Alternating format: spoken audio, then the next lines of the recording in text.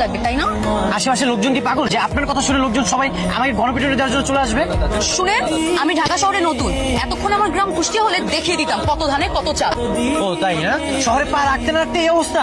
আমি এখানকার স্থানীয়, ঠিক আছে? দজ্জাল মহিলা কোথাকার। কি আমাকে দেখতে মহিলার মতো লাগে? এই আপনার চোখে কি ছানি পড়ছে? হ্যাঁ তাই, আপনার চোখে যদি মনে হয় যে আমি আজারে ফালতু একটা ছেলে, তাহলে আপনি একটা দজ্জাল মহিলা। আপনাকে তো আমি এই আসতে, এই জানতো সরেন, আমার অনেক ইম্পর্টেন্ট কাজ আছে। ফালতু কাজে শুধু শুধু সময় নিয়ে নষ্ট। হ্যালো, কোথায় আপনি? আপনার জন্য আমি কতক্ষণ ধরে দাঁড়িয়েছিলাম। জানেন কি হয়েছে? হ্যালো, শুনতে পাচ্ছেন না আপনি? হ্যালো, কি হলো আবার? আপনি কি চান? তোমার নাম কি সীমা? হ্যাঁ তো তুমি ভার্সিটি অ্যাডমিশনের জন্য খাবার বাসায় আসছো? হ্যাঁ, কিন্তু আপনি কি করে জানেন?